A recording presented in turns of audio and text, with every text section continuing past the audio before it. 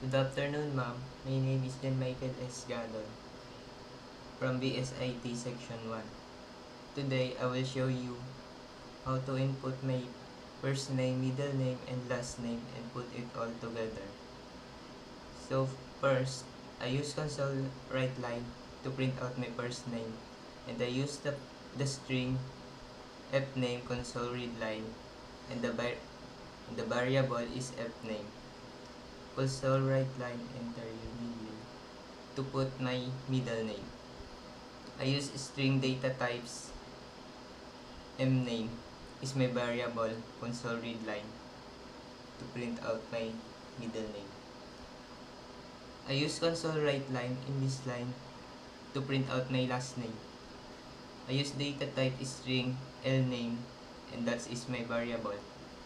And I use console read line to input my last name. In this line,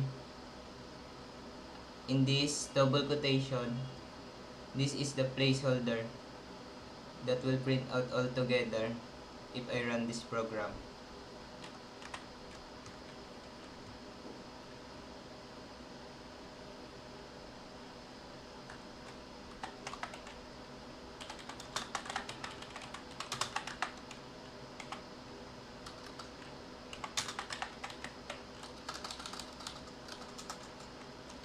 I will put my middle name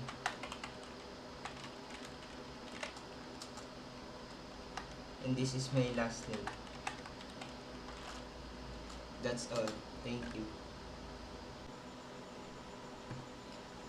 This is my activity for number 3. Write a C# program to count the total number of words in a string.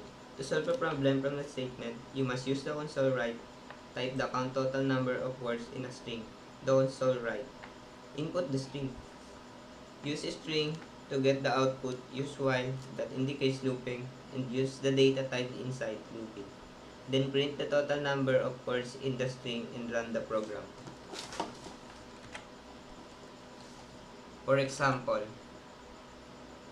I'll use welcome to means cat. The total number of words. This is my activity number 4. Number 2. Display the variable in reverse form. In this activity, use the data type string under the string. Type the console write line to print the enter the string, and under the console write line, use the variable string to get the output of the enter string. Use the data type for looping, and use the reverse string, then the bottom. Then at the bottom, the console write line reverse string is with array. Will display the reverse letter of output.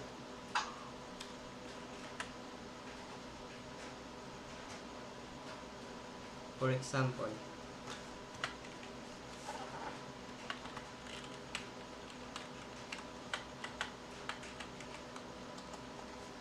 and you will get the reverse output of the string.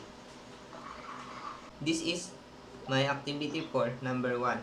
Write a program C# to separate the program from a string. To solve the problem from the statement, separate the individual characters from a string. You must use console write and type individual character from a string. String the input variable and another console write, which contains the character of the string. Then use the data type while to indicate the looping in order to get the output. You will use console write which contain the array to then run the program. Then I will type means cat. And this is the output of the code.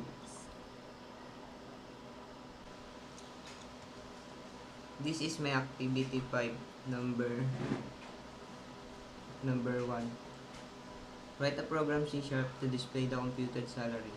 To solve the problem, you must use the data type decimal, and under the decimal, print the test data, and under the test data, paste the employees name, use data type string to enter the output. Use the console write line again to print the number housework, and use the data type int to convert to int32. Print the rate per hour, and use string to get the output time. Type the deduction to get the output. Then solve the variable and print computed salary to display the computed answer in program. For example,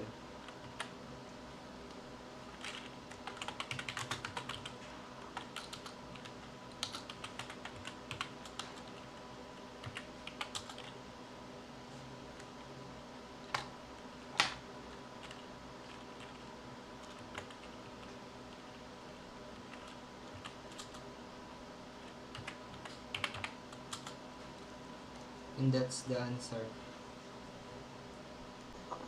This is my activity 5, number 2. Write a program C# to display the computed tuition fee. To solve the statement, you must use the data type string and double, input the student name, get the output, print ID number and enter the output. Print the total number of units, and use the variable double. Print the tuition per units, and use the variable of string and print the tuition fee to print the output of two solved variables.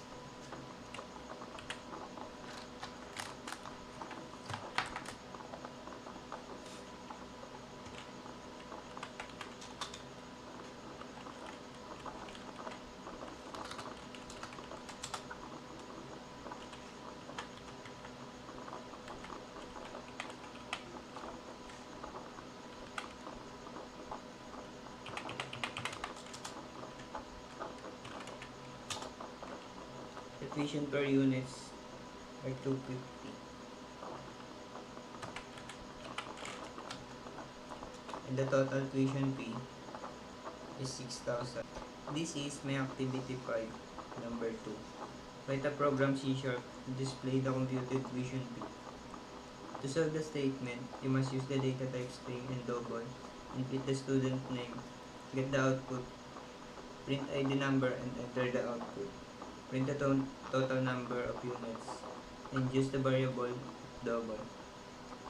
Print the tuition per units, and use the variable of string and print the tuition fee to print the output of two solved variables.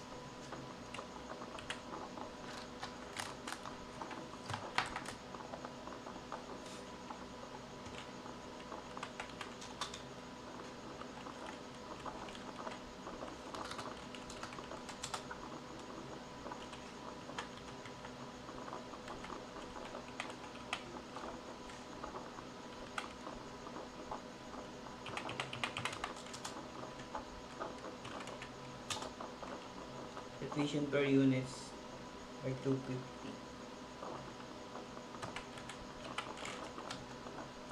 and the total tuition fee is 6,000.